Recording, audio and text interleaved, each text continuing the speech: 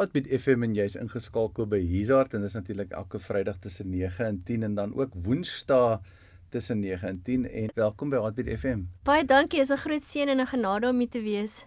Dit is lekker om jou hier te hê en ons kyk uit na 'n wonderlike program vanmôre. Ek glo die Heilige Gees gaan ons lei en met ons praat. Ons Amen. bid net saam. Vader, ons verwelkom U vanmôre hierso. Heilige Gees, ons weet dat die regte mense kyk en die regte mense is ingeskakel.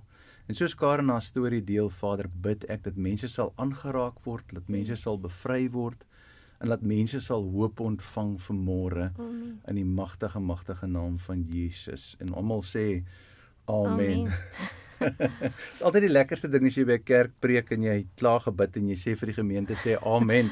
Dan is dit asof daar's daai samesyn en ewe skielik kom maak dit die ding vir jou ook so 'n bietjie makliker as die prediker om in te kom. Absoluut. Nou ja, hierdie segment is jou storie vir sy glorie.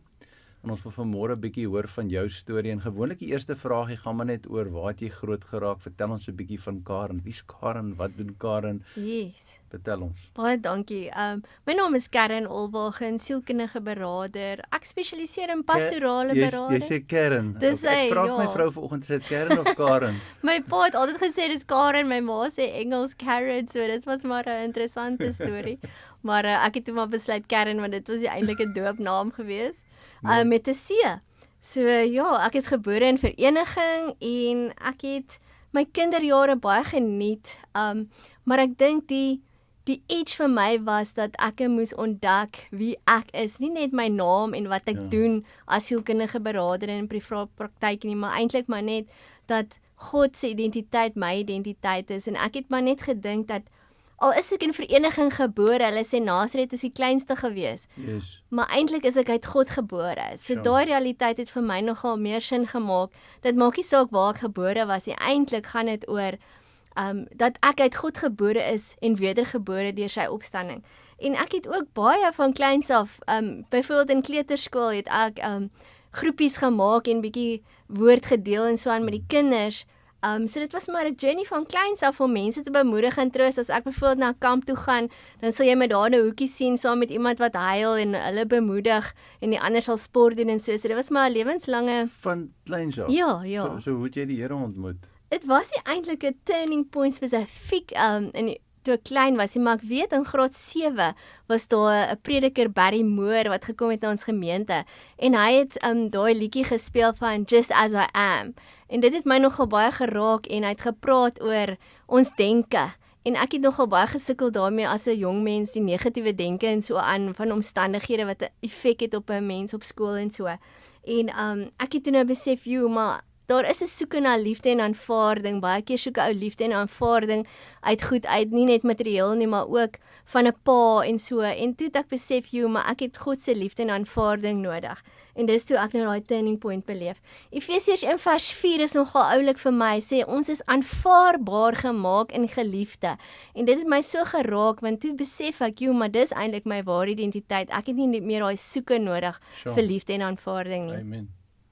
Ja, dis wonderlik. So en hoe het jy toe besluit jy wil mense help? Jong, dit het net so op my pad gekom, soos ek sê, dit was amper soos 'n aantrekkingsmagneet. Toe ek Romeine 12:2 die eerste keer lees op my studentejare toe ek teologie studeer het vir 7 jaar. My pa het my nog gevat in die universiteit en sê, wil jy kuns studeer of wil jy regs draai na teologie? En ek besef toe nee, God het my geroep deur 'n preek wat ek geluister het van Charles Swindoll. En hy het gesê, Moses, jy kan praat, maar ek was 'n baie skaam persoon, ek kon nie regtig praat nie. Maar toe sê ek, nee, ek gaan ja sê vir hierdie roeping. En ek het teologie studeer en Romeine 12:2 het op my pad gekom, word nie verander deur die denke nie, maar wees verander. Kom tot daai ontdekking dat jy reeds verander is deur die vernuwing van die verstand. En ek het so baie teorieë oor God geleer op teologie, maar God se geloof oor ons was toe heeltemal 'n openbaring, want jy weet nie altyd watter teorie moet jy nou glo nie. Maar as jy kom by God se geloof, dan besef jy, maar dis 'n stabiele realiteit. So jy praat van 'n lewende verhouding met die Here eerder as net kopkennis. Absoluut, ja, ek dink soos wat 'n ou tot die kennis van die waarheid kom en dit begin aanvaar. Hulle sê geloof is soos om 'n geskenk te aanvaar en dit te embrace, soos hulle sê. En wanneer jy daai waarheidsontdekking kry, dan begin jy in daai lewende verhouding wandel in die weë wat hy vir jou vooruit bepaal het. So dit was 'n lewenslange realiteit waar ek besef, Christus in my, die hoop van die glorie. Galasiërs 2:20 sê, dis nie meer ek wat lewe nie, maar Christus in my. Hy is gekruisig, maar sy lewe in my en ek lewe deur die geloof van die Seun van God. So daai wandeling in die woord, in die waarheid en met daai realiteit van sy relationship, sy vaderskap, was vir my nogal baie kosbaar. En Ja. tot nou, ek dink meer en meer kom dit tot 'n openbaring van wie hy is. Hy selfs ons husband, soos hulle sê in die Engels, Yes. met 'n hoofletter H. Sjoe. Nou vat ons 'n bietjie deur daai pad wat jy gestap het tot waar jy vandag is. Ja, so ek het nogal 'n paar journeys deurgegaan rondom herstrukturering. Ek het baie goed gedoen in my praktyk in Secunda. Sasol het 'n herstrukturering deurgegaan en ons het die mense gehelp daar om weer 'n nuwe beroepsleidingsrigting te vind en so, en op die ouene toe was ons ook geherstruktureer en ons het nie meer verwysings gekry nie. Toe moes ek skuif na Johannesburg area waar ek gewerk het by iCAS as 'n telefoniese beraader, en ek het so opgebou dat op die ouene het hulle my platinum gemaak waar jy die meeste verwysings kry en 'n nuwe huis begin hier en so, en toe kom maar weer herstrukturering, toe moes ek weer terugskryf na Secunda toe.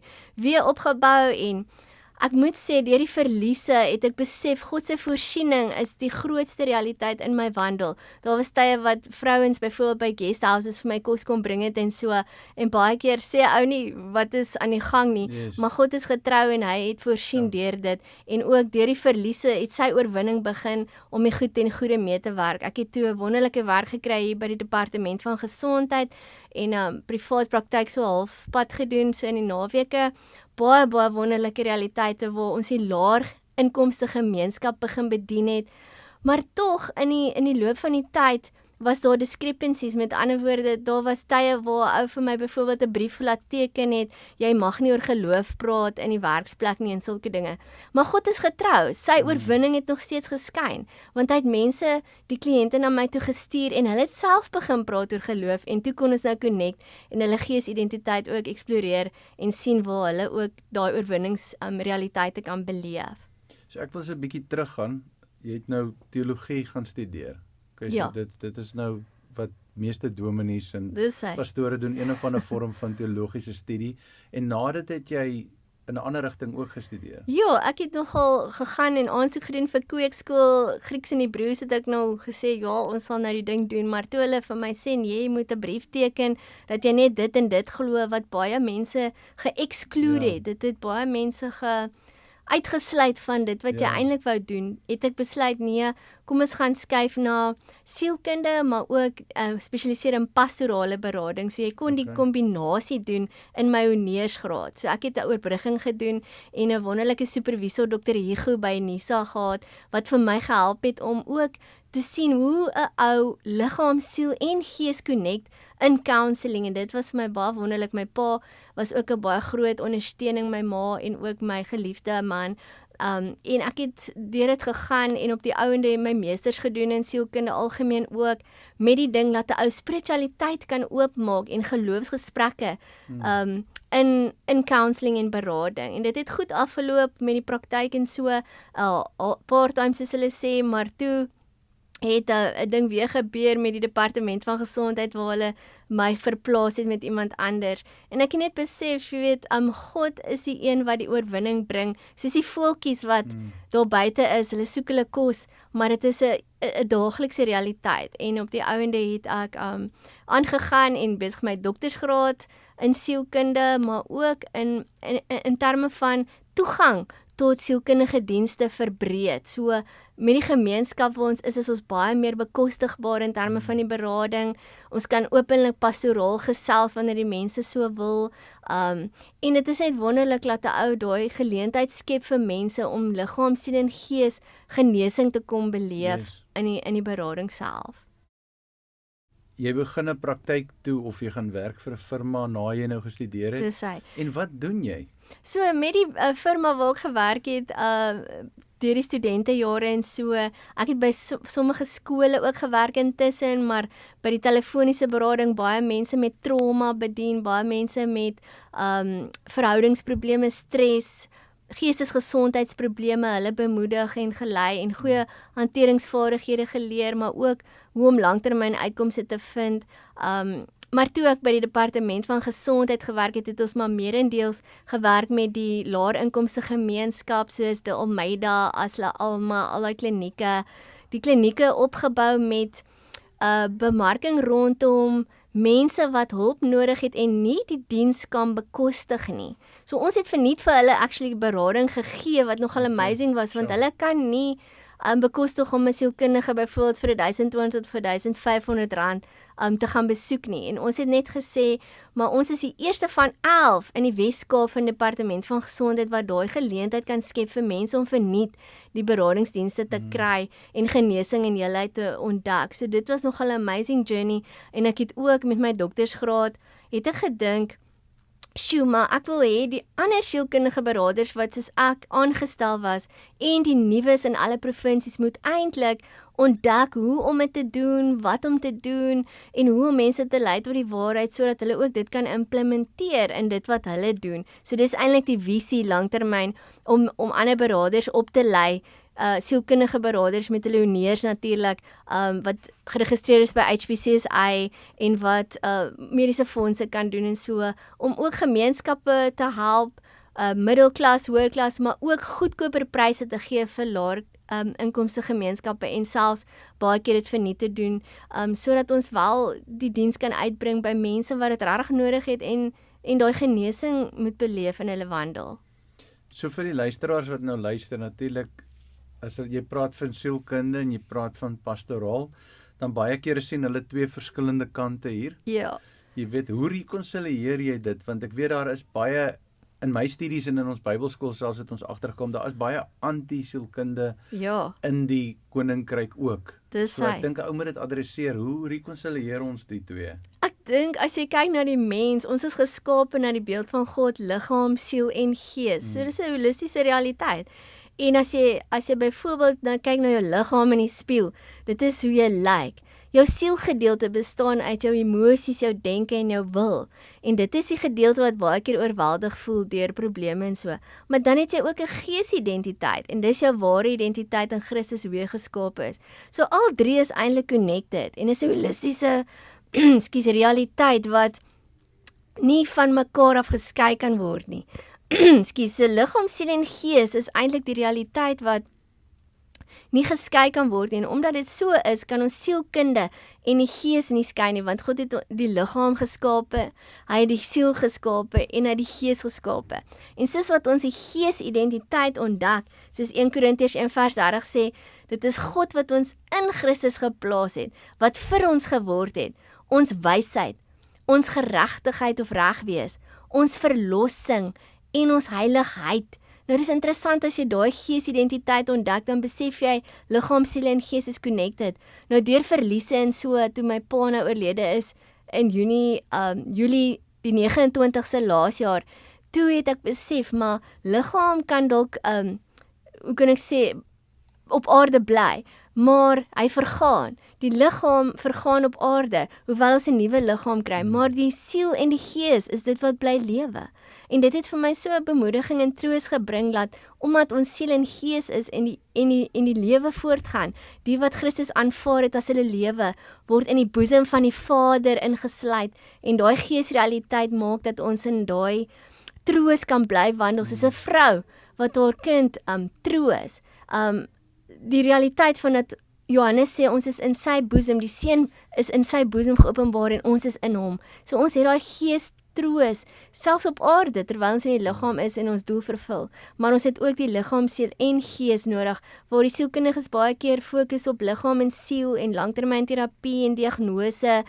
Sielkundige beraders doen eerder net screening om te sê, hoor jy lyk of jy simptome het van depressie, soos lae energie, hopeloosheid, moedeloosheid, en dan sal 'n ou nou hulle saam met hulle reis om te sê, sjoe, maar wat is jou geesidentiteit en wat maak jou mismoedig en so, en dan in hulle byvoorbeeld verliese, kan 'n ou nou hulle bring tot daai waarheid van God se troos, en hulle is eintlik nie net liggaam en siel nie, maar hulle is ook gees, want dit bring baie bemoediging en hoop, ook vir nie net nou nie, maar die toekoms.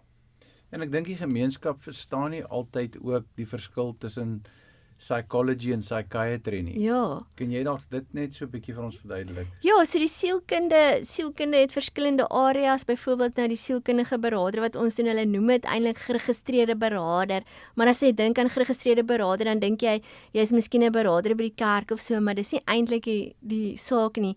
Departement van Gesondheid het in 2013 geregistreerde beraders of sielkundige beraders aangestel om daai gap te vul tussen wanneer jy nou na 'n dokter byvoorbeeld gaan en jy word verwys na 'n sielkundige vir langtermynterapie. Ons vul daai gap. Dis amper soos om 'n GP te wees waar ons korttermynberading gee, net 6 sessies, oplossingsgefokuste berading. Ons label jou nie, ons gaan nie sê jy is 'n skizofreen of jy is dit nie. Ons sal sê jy sukkel bietjie met simptome, maar kom ons kyk hoe ons dit kan oplos. So dis baie meer bekostigbaar en is 'n oplossingsgeoriënteerde metode, baie voorkomend. My sielkundige natuurlik is meer langtermyn diagnose, byvoorbeeld jy het depressie en dan baie keer dan skep dit labels om te sê joe, maar daar's iets fout met my, maar dis nie regtig so nie. Baie keer het ons daai stigma dat ons is nou depressie ly, maar dis nie jou ware identiteit nie, maar hulle doen langtermynterapie, hulle kan jou verwys na medikasie doeleindes en dis waar 'n psigiater inkom.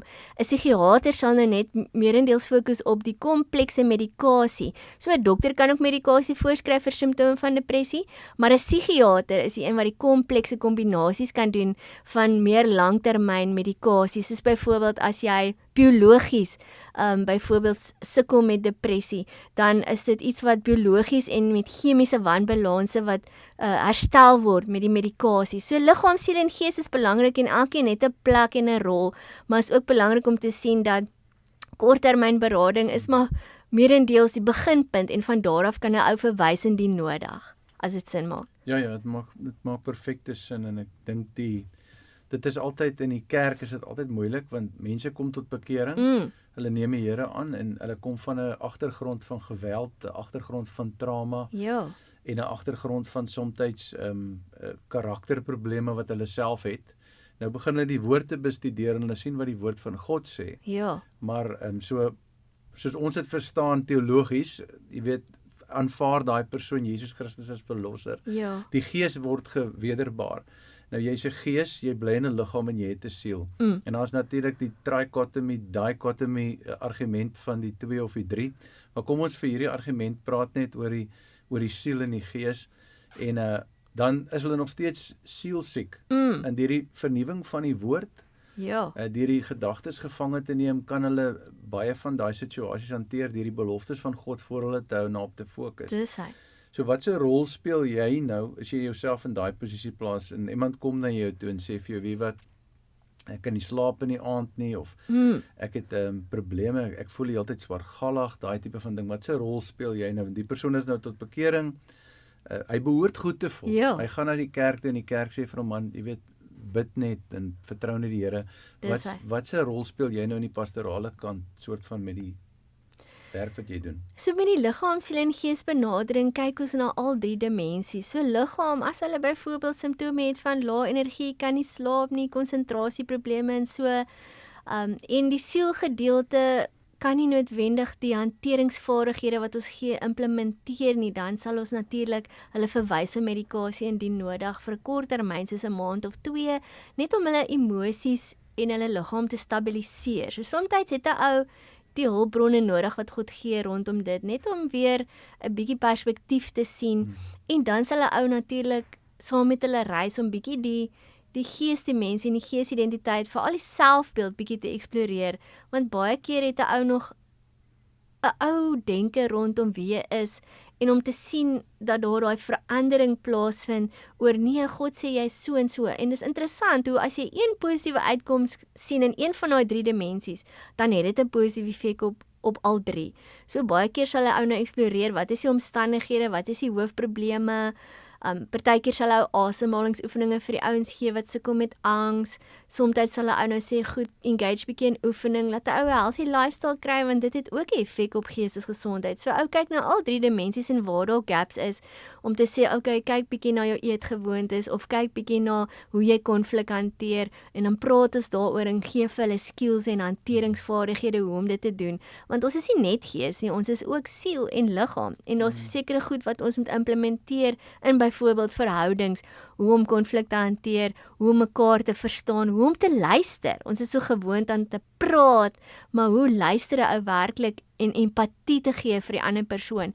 En dan sal ons nou byvoorbeeld in die pastorale deel bietjie ook woord deel wanneer die kliënt oop is daarvoor en op hulle groeistadium waar hulle is in hulle geestelike journey connect en dan bietjie vir hulle van die waarheid deel wat toepassing of toepasbaar is vir hulle spesifieke situasie, byvoorbeeld die verliese en waar God se troos inkom. Hy sê in Korintiërs, ons troos ander weer met dieselfde troos waarmee God ons getroos het. En wanneer die ouens in daai proses kom en hulle sien, maar die Bybel is eintlik nie geskryf, hulle sê altyd, Bybel staan in Engels Bible, Basic Instructions Before Leaving Earth, soos 'n instruction manual, maar baie keer is dit nie 'n wettiese ding nie, dis maar meerendeels die ontdekking in die Nuwe Testament veral, waar jy dan sien, maar God het iets kom doen, hy het 'n afgehandelde werk kom doen, en dit is nie ek wat soos staan op leer nommer 1 wat vandag voel ek okay en ek klim die leer,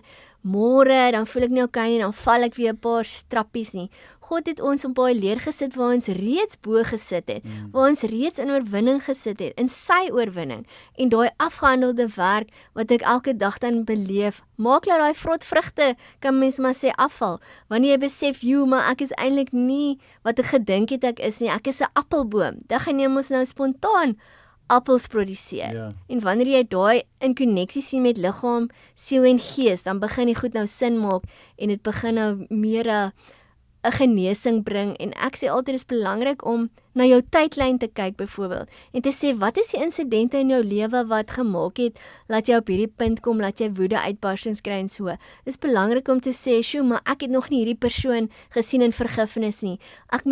Ek moet miskien die en daai persoon in vergifnis sien.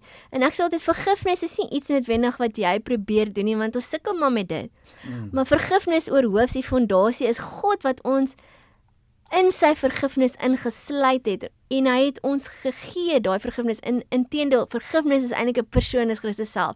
Hy sê in hom het ons die verlossing, die vergifnis van die sonde. En wanneer ons onsself daarin sien en dit aanvaar en vir hom dankie sê daarvoor, dan begin daai genesing plaasvind en daai doring, kan 'n mens maar sê, uit die vlees kom, want ons besef dan, maar ons hoef nie in daai bitterheid en vrees en woede en al die dinge te lewe of te wandel nie. Ons begin nou 'n nuwe realiteit, so dit is 'n komplete holistiese realiteit. En ons begin besef, maar ons het actually waarde en ons het 'n roeping. Hy sê 2 Korintiërs 5 vers 14 tot 21 sê hy, in hom het ons die bediening van die versoening. Hy het dit in ons geskenk, maar wanneer ons dit tot die waarheid kom en dit ontdek, dan begin dit 'n realiteit wees en dan kan God dinge doen. Hy sê meer kan hy doen uit jou binneste as wat jy kan bid of dink of verwag, en so sal hy jou lei om dan ook ander weer te bemoedig met dit wat jy gekry het, en daai aanvaarding en liefde.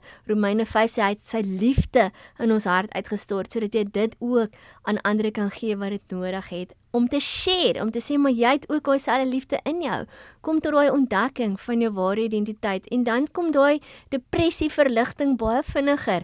Dit is nie net 'n simptomebehandeling wat jy nou jare en eeue praat oor die probleem nie. Dit is om te sê, maar wat is die antwoord? Wat is die teenoorgestelde wat ek wil beleef? En het God werklik dit vir my kom doen? Ja, hy het dit vir my geword, soos 1 Korintiërs 1 vers 30 sê. En dan begin daar 'n langtermyn uitkomste kom in pastorale berading. Sure. Ja, en dit kan natuurlik die persoon se lewenskwaliteit, lewensrigting, eindbestemming, dit kan alles verander, né? Absoluut. Dit kan 'n handomkeer verandering veroorsaak. Ek sien so baie mense wat kom vir berading en waar ek voel hulle is regtig gestuur deur God, waar soms selfs in die 3de sessie, dan besef hulle net ewe skielik, maar dit is wat God vir my kom doen, dis my ware identiteit, ek hoef nie meer as 'n victim in hierdie omstandighede te lewe nie, en dit is 'n handomkeer verandering, en dit is nie iets wat ek doen nie, dis iets wat God ons lei om by uit te kom, en dit is so die wonderlike, dat die saad wat ou gooi, is God wat dit laat groei, nie die mens nie, en dit bring 'n verandering wat God doen, en wat hy wel gedoen het, en wat hy nog steeds doen, en die verandering wat dit bring, dan verander dit die hele rigting van daai persoon, en hulle gaan dan in bediening in, en hulle besef, hulle het daai bediening, en hulle is besig om dan die verhoudings te herstel en al die dinge val net so in plek soos 'n puzzle wat net bymekaar kom spontaan, as wat 'n ou met net sielkunde probeer om 'n loop en val situasie te beleef en 'n nuwejaarsvoorneme te maak en elke keer voel jy dit is 'n mislukking. Ja, ek het vir jare was ek baie aggressief. Ek was ooraggressief. Selfs as 'n Christen, ek het tot bekering gekom en ek het hierdie geweldige aggressiwiteit gehad en op 'n stadium kon ek onthou, ek het 'n preekietjie Sondag en dan het ek 'n probleem gehad met iemand en dan slaan ek iemand. Ek het iemand by 'n garage sommer met die vuis geslaan. Ja. Ek het 'n ou geskop en ek het snaakse goed gedoen en selfs by die kerk ook as die ouens aan my klap of ruk en goed, dan voel ek aggressief en dit het ook gemaak dat ek baie lelik gepraat het met mense. Ja. My pa het altyd gesê, ek is 'n Murphy, my pa het altyd gesê dis my Ierse, it's your Irish temper en daai tipe van ding. En toe het ek begin lees en inkyk ook in verskeie dinge om te probeer bepaal, is daar 'n manier wat ek beter kan leef? Selfs omdat ek God verteenwoordig en my optrede is nie goddelik nie. Is daar 'n manier wat ek beter kan wees? Die manier hoe jy met jou vrou praat, jy weet, hoe jy jou vrou sleg sê of hoe jy in 'n oomblik van woede lelike goed sê vir jou kinders of jou vrou of jou familie en die mense om jou. Ek het eendag my ma se vensters in haar huis almal stukkend geslaan. Dit is soos overboard. Ek het iemand een aand amper doodgewurg, het dit blou geraak. Ja. En dit was nou voor my bekering, maar toe lees ek 'n boek van Andy Stanley, Enemies of the Heart. En terwyl ek dis net 'n boek wat ek lees. Nou, daai tyd toe ek nou groot geraak het in die Here, was sielkundiges nee. Ja. Dis van die duiwel af. God is genoeg, jy het hulle nie nodig nie. En ek het nie verstaan dat daar hierdie parallel baie kere is tussen wat sielkundiges doen en beraders doen en wat die woord sê nie. Ek het dit nie besef nie. So ons het nooit gegaan vir dit nie. Maar toe lees ek hierdie boek van Andy Stanley en hy praat in die boek van 'n debt to debtor mentality. En toe ek dit lees, toe besef ek dat alles wat van my ontneem is as 'n kind, die feit dat my pa nie by my rugbywedstryde was, die feit dat my pa my gegooi het met 'n army boot, dat my been blou was, dat ek nie kon loop nie, die feit dat die skool my afgekraak het of onderwysers met my lelik gepraat het, die feit dat ek gevoel het ek is ontneem van 'n familielewe want my ouers het geskei en my ouers het gedrink en al daai dinge het gekontribueer tot 'n plek waar ek gevoel het dat ek is kwaad. Ek is kwaad vir hulle, maar ek haal dit uit op almal om my. Jy weet, en toe net daai liggie aangaan, die emosie het nie dadelik weggegaan nie. Maar ek het coping mechanisms gekry en ek kon die triggers identify en ek kon sien wat met my gebeur en ek kon, wanneer ek soos lelike goed gesê het en ek is hier by die 4de woord, dan kon ek kyk, wat het jy nou net gesê? Hoekom het jy dit gesê? En dan kyk, hierdie persoon het iets gedoen, maar my respons is elevated. Dit is heeltemal buite proporsie groot. En dit het vir my gemaak dat ek vandag nog by die radiostasie is, dat ek vandag nog die Bybelskool kon bestuur, want al twee daai ministries sou ek verloor het, as ek so opgetree het, want daar was tye by die stasie wat ek gevoel het, ek wil nie meer hier wees nie. Mense my kwaad gemaak, en daar was tye by die Bybelskool wat ek en hom Terry beklei het, wat ek op die punt was om op te staan en uit te stap uit die Bybelskool uit. En jy maak lewensveranderende besluite, wanneer jy soos 'n tydbom is, wat net ontplof. En dis in bediening, nee, toe ek klaar Rhema Bybelskool klaar gemaak, ek het klaar 'n ander aanlyn Bybelskool klaar gemaak, ek het basically klaar my graad in teologie gedoen. En ek sit nog steeds, en ek dien in bediening in pastoraal vir, op daai stadium seker 13, 14 jaar, en ek sit nog steeds met daai probleme, en ek versteek dit bietjie, jy weet, ek beklei by die huis, en gooi die goed rond, en die virke en die mense waai, en dan as die mense inkom, dan sit ek 'n ander gesig aan. En dit het vir my gewys, dat baie van ons kan sielsiek wees, en ons kan nog steeds funksioneel wees in die koninkryk. Dis hy. Maar ons leef onder die standaard, en die probleem is, dat ons kan God se naam skade doen, nommer 1, maar nommer 2 is, ons kan ons roeping verloor. En ek dink dis 'n belangrike journey en storie wat jy vertel, so dankie dat jy gedeel het.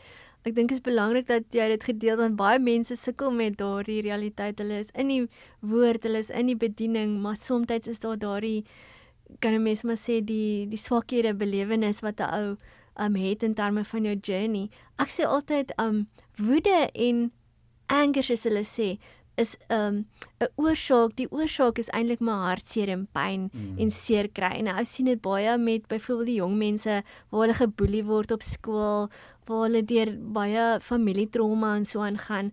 En ek dink baie mense kan relate met wat jy sê, omdat hulle ook baie keer sukkel met dinge en nie verstaan self hoekom hulle dit doen of hoe om dit te hanteer nie. En ek dink dit is waar die turning point kom rondom, soos jy sê, net daai boek lees en daai een nugget wat 'n hele verskil maak in die mindset, in die siel, in die hart en die gees, en tot daai bewustheid kom, die hanteringsvaardighede wat jy gebruik het, maar ook die genesing rondom dit, en dis hoekom dit baie keer so belangrik is om te sê, maar hoorie, daar is hulp beskikbaar, daar is beradingsdienste, daar is plekke waar jy 'n klankbord net kan kry om te sê, maar hoe kan ek oorwinning beleef in hierdie situasie?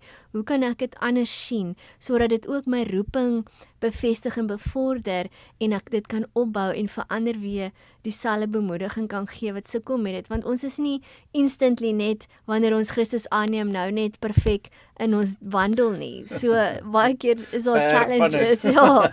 So ons is eintlik in 'n groeiproses, in 'n journey, en baie keer voel ou se skuldig en jy voel, "Jo, ek moenie dit gedoen of gewees nie," maar die realiteit is ek sê altyd daar's net twee goed wat 'n ou baie keer skei van die lewe van God. En die woord praat ook daarvan. Partykeer is dit maar net die onkunde, soms die ongeloof, maar baie keer die trauma en die verlede verliese ensovoorts wat 'n impak het op hoe ons reageer. En ek sê altyd, jy is nie jou dade nie. Jou dade is nie wie jy is nie. Ek sê altyd, as jy gaan na byvoorbeeld die AI, niks teen hulle of so nie, dan sal hulle sê, ek is Pietie Pasas, ek is 'n alkoholist. Maar daar verklaar jy nou iets wat eintlik nie die ware identiteit van Christus is nie. En wanneer jy besef, maar ek is eintlik 'n vrede mens. Ek het vrede, want Christus is my vrede, hy het dit vir my geword. Dan begin daai goedjies 'n bietjie uitspoel in terme van, maar ek is nie my gedrag of ek is nie die nie, maar ek is eintlik die lewe van Christus in my. En ek dink dis belangrik dat 'n ou besef dat ja, daar is daai challenges en discrepancies, maar daar is ook die hulp, daar is ook die bewuswording, die kennis, maar ook die belewenis van wat is ware liefde en ware genesing en ware heelheid, soos hulle sê, God se oorwinning, wat is dit werklik in die dele waar ek sukkel, en dan kan 'n ou regtig kom by 'n punt waar jy groei, maar dis 'n journey, soos hulle sê, dis 'n reis, en ons is daar om mekaar by te staan daarin. Ja, dit is, en ek bedoel, dit was vir my 'n oogoopmaker, want van kleins af het ek hierdie probleme in die huis gehad en toe het ek na dwelms gehardloop. En dit het net dinge erger gemaak, drank en dwelms, en toe was ek gediagnoseer, toe het ek my eie lewe probeer neem, en toe die psychiatrist het my gediagnosed as iemand wat vir lewenslang medikasie sal moet gebruik, en toe ek tot bekering kom, toe voel ek nog steeds daai depressie, en ek voel nog steeds swartgallig, en inteendeel voel ek erger, want nou, jy die blydskap, en my bekering was amazing, die Here het my vrygemaak, alles, dit was niks fout met dit nie, maar ek moes deel met myself, deel met my brein, my skoolloopbaan was getank, ek het die skool uitgeskop, ek het staan met 7, ek het die army uitgeskop, ek het die rehab uitgeskop, soort van weghardloop, jy weet, verstaan jy, en ek het my brûe gebrand met almal om my, daar's niemand oor nie, ek het net die klere aan my lyf, nou moet die Here vir my voorsien, plus ek moet deel met hierdie gevoelens van swartgalligheid, en ek moes regtig waar vir die Here vertrou om vir my te help en vir my te wys, en nie om daai label te aanvaar en te sê, weet jy wat, jy's maar net siek nie, en nou gaan jy vir lifelong siek wees nie, en ek het toe regtig waar begin, en baie mense het my verkwalik afvoer, maar wat die Here my gelei het om te doen is, ek het motiveringsboeke gelees. Ek het soos Anthony Robbins, wat soms bietjie New Age is, maar jy weet, en John C. Maxwell, wat 'n Christen is, maar baie van hierdie ouens, Lester Sumrall, Kenneth E. Hagin, jy weet, al die Christene ook, die woord, maar ek het ook die motivational ouens geluister. Ek het Stephen Covey se 7 Habits, jy weet, en ek het verskeie goed gelees, en ook wat in die area van sielkundig gaan, en ek het gevind, soos ek myself vernuwe, soos ek my in die woord vernuwe, soos wat ek in die bediening prakties begin bedien, begin ek te verander, ek voel anders, ek voel beter, en ek het op 'n stadium te doen ek 'n cognitive behavioral therapy kursus, ek doen 'n mindfulness kursus, en ek reconcilieer dit met die woord, en ons het tot 'n 18 weke beradingskursus geskryf, van die history van psychology, psychiatry, met die die toepassing van sekere intervensies wat 'n mens kan gebruik. Ek Wow. bedoel, en dit het vir my alles begin sin maak dat ons kan nie net alles weggooi nie. Ons Dis moet hy. sê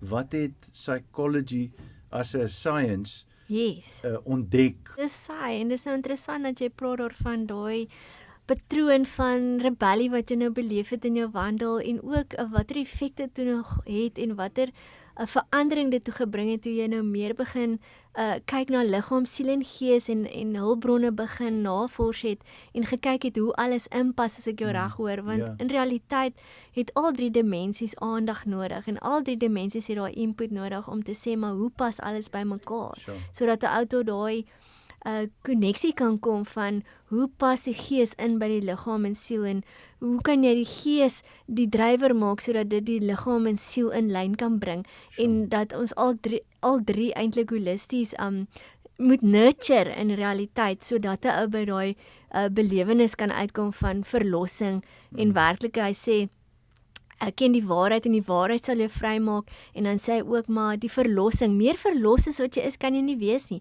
maar dit moet ook realiteit begin wees in die liggaam en siel dimensie, want die siel is die een wat gewoonlik die meeste oorweldig is en dit is waar die verandering gewoonlik moet inkom rondom waar ons was en waar ons nou is en die verandering het plaasgevind en dis genade op genade. So ons is dankbaar vir God dat hy jou so gelei het en tot daai bewusheid en realiteit gebring het. Work in progress. Presies, ja, absoluut. Work in progress. Ek prys hom vir dit. Maar jy gee jouself softeners en jy sê vir jouself, jy weet jy kan met mense lelik wees sonder om te vloek. Yes. Jy kan met mense lelik wees sonder om geweld op hulle toe te pas. Jy kan daai aggressie en daai frustrasie kan jy uitkry op mense. Sonder dat jy eintlik amper voel jy oortree nie regtig die woord nie. Ja. So jy voel eintlik, jy weet, ek kry so 'n bietjie uitlating vir die opgekropte frustrasie. Gaan net my vrou so bloedneus in die geestelike gee. Gaan nie aan haar slaan nie, maar gaan net so klein verbally abuse, net so iets lelik sê. Ja. En dan kry jy daai gevoel van tevredenheid wanneer jy dit doen. En dan besef jy nie jy's siek nie. Ja. En ek hoor dit in die kerk. Ek stap uit die kerk uit en ek hoor hoe praat 'n man met sy vrou. Ek hoor dit in die kerk en die man is 'n leier in die kerk. Ja. En ek dink by myself, wat kan ek nou doen omtrent hierdie situasie, want ek was daai man. Yes. Verstaan, ek weet wat hy is en ek weet dat hy gaan nie baie gelukkig wees. Ja. As ek hom konfronteer op dit. Dis hy, dis waar. Nou werk ek dit nou maar my volgende boodskap hier in of wat doen ek, verstaan jy? Precies. Maar ek weet nou daai vrou voel dit en jy kan sien sy voel dit en jy kan sien sy rebelleer teen dit. Dis hy. En afhangende van hoeveel goeie dinge in haar huwelik is. Jy weet, so sê nou maar daar's 20 ander goeie dinge. Ja. Wel, jy weet, jy kan so leef. Ja. Jy kan leef met dit. Ja. Maar as die ander kant ook in mekaar stort. En dan is daai mense in gevaar om toe te laat dat daai ding 'n wond raak wat sweer. Ja. En op die einde van die dag oopbars. Dis hy. En dan bars daai hele huwelik uitmekaar uit, en dit affekteer die vrou, die man, die kinders, die families, die skoonfamilies en die kerk waar hulle dien. Presies. Almal word geaffekteer deur dit. Presies, en ek dink dit is waar hy ook sê dat 'n bietjie suurdeeg maak alles eintlik suur. So daai bietjie wat lyk of dit min is en dit lyk maar of dit 'n bietjie van iets is wat negatief is, op die ouende raak dit soos 'n kookpot wat eintlik maar ophoop. Nou sê jou vrou of man iets lelik en dan is dit nou maar nog 'n groente wat ge-add word in die kookpot. Die kookpot raak naderhand te warm en op die ouende hoop alles so op met elke insident en ding wat gebeur. Al is dit nou klein dat op die ouende loop jy nou oor en jy blaas af op 'n negatiewe manier en dis baie keer belangrik dat 'n ou sien hoekom ook 'n ou stap vir stap moet kyk na die dinge en sê maar hoe kan ek dit op 'n baie meer positiewe manier hanteer, maar ek sê altyd dis belangrik nie net om die simptome te behandel met hanteringsvaardighede en ja, daar is plek vir dit, maar die geloof van God, die genesing, die eintlike wortel is die ding wat 'n ou dink ek moet aanspreek en veral met 'n journey van berading as jy wel die geleentheid kry of met mense wat jou ondersteun of met familie of so of met gemeentelede of so wat jou kan help om daardie verandering te sien in jou wandel, om nie toe te laat dat daai bietjie suurdeeg alles suur maak nie, maar dadelik te begin en te sê, "Jo, maar hierdie ding moet ek aanspreek. Ek erken dat dit is iets wat nie pas by my identiteit nie." Ek sê altyd vir die jong mense, as jy rook, sal jy rook in die kerk? En dan sê hulle, "Nee, glad nie." Dan sê ek, "Maar hoekom rook jy? Want jy is die tempel van God." En dan kom hulle tot 'n groot openbaring. En ek sê altyd vir die kleintjies, weet jy, wat ook al jy doen, maak jy God 'n deel van, want Christus woon in jou. En dan skrik hulle so groot, hulle besef, "Jo, nee, ek moet nou 'n verandering sien in my binneste en hoekom ek so optree." So ja, ek kan baie praat, het ek al gehoor, en ek wil jou die laaste gedeelte gee, net om vir ons bietjie te vertel van jou visie, en van wat jy mee besig is, en wat jy aanbied, ook vir ons as kerk, vir die lokale kerk van die dorp. Ja, absoluut. Ek is bly jy vra daai vraag, want ek is al deur soveel pastore, dominees en mense genader, nou dat ek nou 'n bietjie bewusmaking maak van die diens in George, nou voltyds, waar ek in Rooirivier Rif praktiseer, en ek moet sê, dit was iets wat ek gedink het, nie nou so vroeg gaan gebeur in my lewe nie. Ek het gedink, miskien as ek op pensioen is, gaan ek die praktyk lekker aan die go kry en so aan, maar toe het nou vinniger gekom as verwag. En ek moet sê, die fokus van die bediening en die visie wat God op my hart gelê het, is om werklik mense te bring tot hulle ware identiteit in Christus, maar nie net van 'n geestelike oogpunt nie, maar vanuit 'n liggaam, siel en gees benadering soos ons gepraat het. Ek sê altyd dat die visie is eintlik God se visie, nie die mense nie. Dis 'n reis in heelheid waar elke mens daardie ontdekking moet maak. En Paulus sê iets ekstreem. Hy sê, ek sal eers begin by Kolossense 2 vers 19. Hy sê, "In hom woon die volheid van die godheid liggaamlik." En jy het die volheid in hom. 'n ander vertaling sê, jy is kompleet in hom. Sure. Nou baie keer dink ons moet werk tot 'n kompleetheid, soos hy leer nommer 1, jy moet daai ding klim en jy kom tot 'n bewustheid, maar jy kom net nie tot daai veranderingsbelewenis in jou roeping of jou lewe nie. Maar leer nommer 2 is waar Paulus sê, God het jou eintlik, Paulus sê, sy bediening is daar, sodat hy elke mens perfek in Christus kan voorstel. Nou ons dink, ons kan nooit perfek wees in ons leeftyd nie, maar hy het 'n geesrealiteit gepraat, van 'n geesrealiteit van die perfeksie wat liggaam, siel en gees heelheid aanbetref. En ek dink dit is die roeping. So is 'n groot roeping en 'n hoë roeping, want is iets wat min kere begryp word, want ons dink nou moet ons in ons denke perfek wees, nou moet ons in ons liggaam perfek wees, maar dit is 'n Godgegewe perfektheid van sy perfekte lewe in ons. Hy sê hy het vir ons geword ons perfeksie, maar kyk na Hebreërs waar hy praat daarvan, hy sê hy het ons ewen vrygemaak van 'n skuldige gewete. Die ouens het offers gebring daagliks, want hulle het bly skuldig voel oor hulle foute en hulle challenges en so, maar hy sê, hy het vir ons eens en vir altyd perfek gemaak in die gees, en wanneer ons daai begin aanvaar en glo, dan kom daai heelheidsbelewenis, en ek dink soos jy sê, ons almal is nog in daai proses en journey, ek sluit myself in, ons almal is in daai ontdekkingsbelewenis, maar dit is 'n, baie keer sê ek, jy is soos 'n muntstuk wat daar lê, en mense trap oor jou, en mense ry oor jou, maar daai R5 muntstuk as jy hom afstof, hy het nie 'n R2 geword omdat dit gebeur nie, so die omstandighede maak jou nie wie jy is nie, dit is maar net om my stof af te vee en te sê, maar wie is ek werklik, liggaam, siel en gees, en ek dink dit is waar die ontdekking en verandering kom, so dis die visie, maar ek sê altyd, daar's so baie mense wat my